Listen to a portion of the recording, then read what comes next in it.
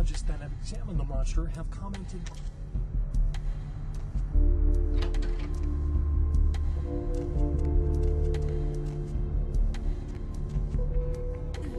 You got some change, lady? Rich bitch.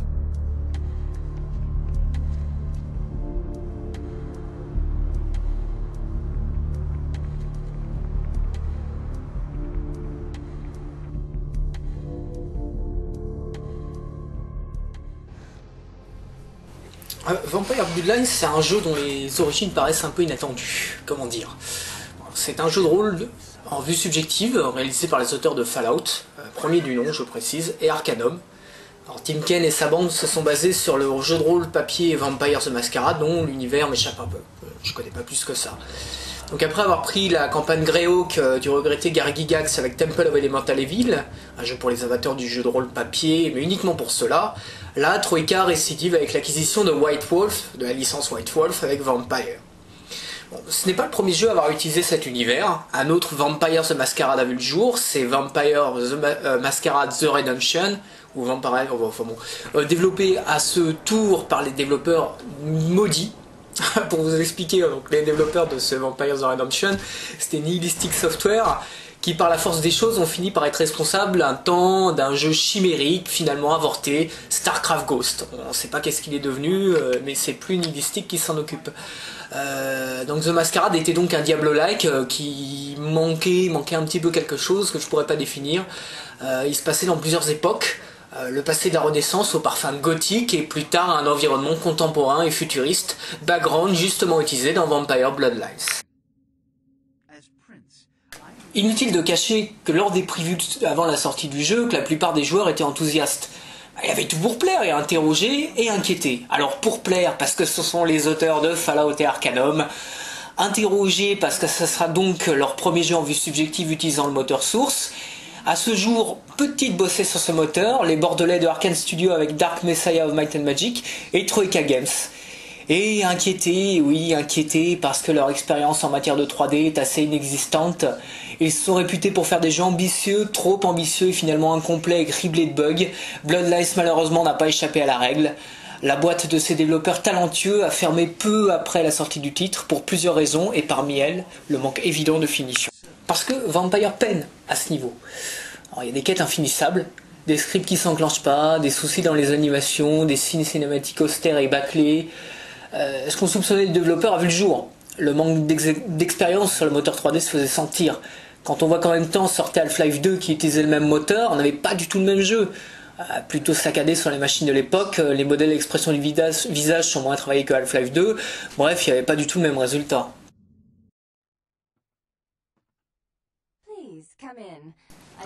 On reconnaît assez vite la patte des anciens auteurs de Fallout. Dialogue efficace, non-linéarité dans l'exécution des quêtes, différence de dénouement du jeu selon le clan, et le vampire selon le clan, le vampire sélectionné, le sexe et les compétences. D'ailleurs, parlons du système du jeu, tiens. Vampire propose des façons de jouer relativement différentes selon ton choix de clan. Par exemple, les Brujas sont spécialistes du corps à corps et de la discrétion, mais plus original, par exemple, si vous prenez un Nosferatu, il vaut mieux pas vous montrer dans les rues à cause de votre physique monstrueux, ce qui réduit le joueur à se déplacer exclusivement dans les égouts pour ne pas attirer l'attention. Alors si vous jouez un Malkavian, c'est une espèce de démon qui entend des voix et qui a des choix de dialogue complètement délirants, une sorte de croisement entre Tyler Durden pour le physique, si vous prenez un mal, et la schizophrénie, et un peu, ça me rappelle aussi un peu l'échappée de l'Asie de l'armée des 12 singes. Et si par exemple quand vous êtes dans la sélection de personnages, si vous voulez vous la jouer fin négociateur, optez pour le clan des ventrus. Vous pouvez intimider, contrôler l'esprit des autres. D'ailleurs pour cette partie je vais jouer un ventru et vous montrer les différentes manières d'effectuer les quêtes, et croyez-moi il y en a beaucoup. Alors on commence à l'hôpital. La quête que j'ai à faire, c'est que je dois trouver des antidouleurs pour un contact qui s'appelle Mercurio, qui est mon contact de la Caramilla. La Caramilla, c'est la caste de vampires qui m'a engagé pour réaliser diverses tâches pour eux. Ils m'ont laissé vivre, parce que normalement, quand quelqu'un se déclare vampire, on l'assassine tout de suite. Moi, ils m'ont laissé vivre, je sais pas, pour des raisons statistiques, je me suis un peu échappé. Ça fait partie du scénario, en tout cas, je ne vais pas trop en dévoiler. Alors donc, on va montrer les différentes manières de passer. Ça, je peux pas passer. Comme je suis une ventrue, femme, j'ai des possibilités de contourner et de passer et me balader librement dans l'hôpital. Plusieurs manières. Alors, la première manière, c'est, je peux dire, je suis ici pour travailler dans le réseau qui est au premier étage. Alors, je vais faire ça. Après, il y a 4 choix de possibilités qui se présentent à vous. Alors, la possibilité 1, c'est moi, j'attendais pas à tomber sur une connasse comme vous, telle que vous. La 2, c'est appeler qui vous voulez. De toute façon, je suis payé à la minute. Enfin, les autres, la 4, par exemple, c'est une réponse d'ordre technique. On va répondre la 2, qui est plutôt pas mal. Je suis payé à la minute.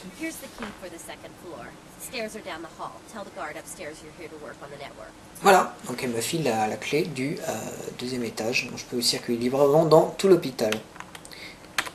Ok, deuxième façon de faire la quête. On va montrer que le dé. On va montrer l'autre façon.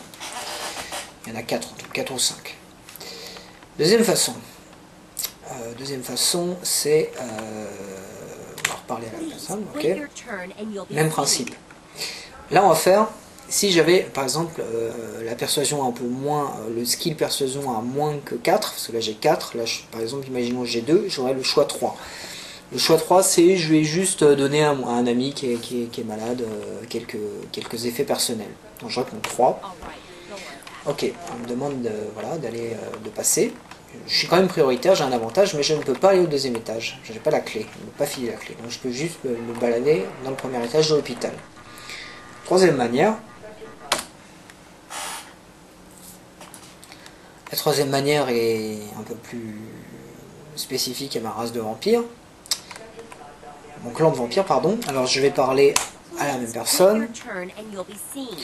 Là, je vais décider de la dominer. Comme Obi-Wan Kenobi, voilà, je ne vais pas attendre.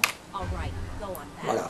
Donc là, je l'ai fait genre intimidation grâce à mon pouvoir de vampire. Autre façon, bon alors là je suis pas sûr d'y arriver parce que le jeu est tellement buggé que ça peut foirer. Mais bon, je vais essayer. Une autre façon, c'est carrément d'utiliser le sort Brain Wipe, lavage de cerveau. Ok. Alors, je fais ok, hein. Imaginons que j'ai pas les skills de persuasion. Alors je vais faire. Elle commence à s'énerver. Et c'est pas grave, je fais ok. Et là, je fais le blood wipe et je passe tranquillement. Ni vu ni connu, je t'embrouille. Voilà. Là, elle veut pas m'emmerder. Sauf si je reviens peut-être. Je sais pas. Autre façon. Dernière façon, plus simple.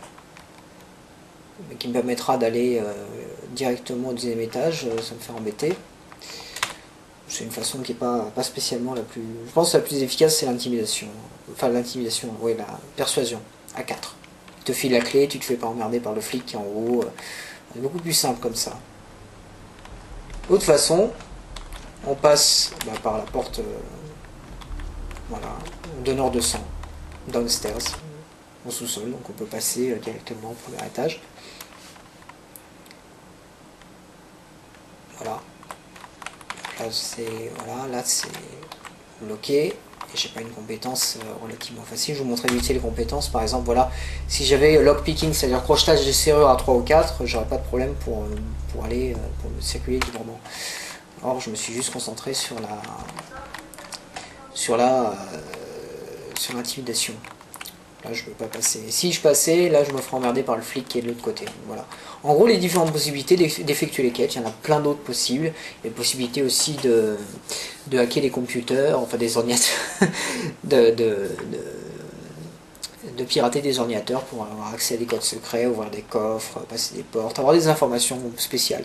Enfin, tout change selon vos compétences, que ce soit intimidation, persuasion, séduction, enfin il y a une sacrée liste, hein. Il y a aussi le marchandage, des compétences de combat, des compétences de discrétion. Donc voilà en gros toutes les possibilités qui sont offertes pendant tout le cours du jeu.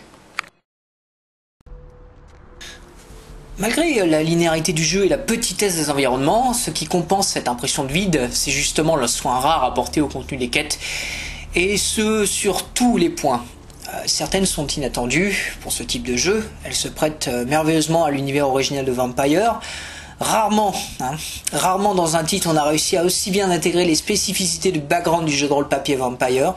Troika a réalisé un travail d'orfèvre à ce niveau, c'est justement pour ces raisons qu'on parle encore de ce titre.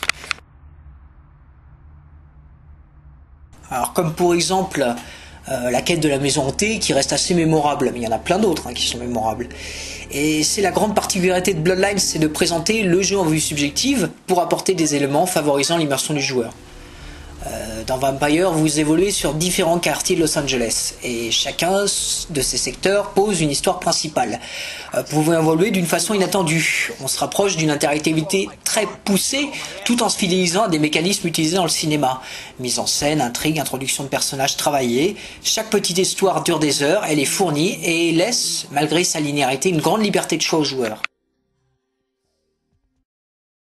Question gameplay pur FPS, Bloodlines planche, bute et se casse la gueule.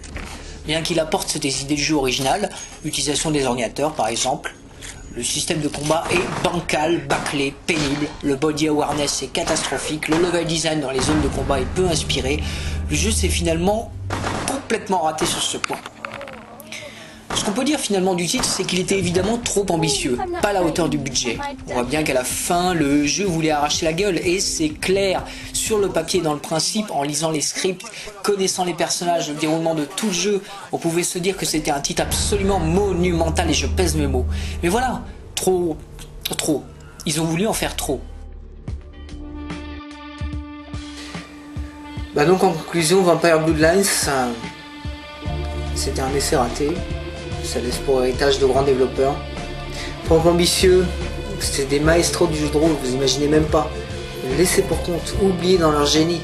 Des grands incompris de l'industrie qui ont du mérite. Et quand on voit tous les patchs non officiels qui sont sortis depuis la sortie du jeu, on est en 2009, il y en a encore un qui est sorti il y a quelques semaines, même quelques mois, je sais plus, il n'y a pas longtemps. Ça prouve que ce jeu a encore du respect d'une partie des joueurs. Vampire Bloodlines, malgré tout ce que j'ai dit, malgré tous les bugs, si vous faites plus attention aux bugs, mais quel jeu génial, mon dieu.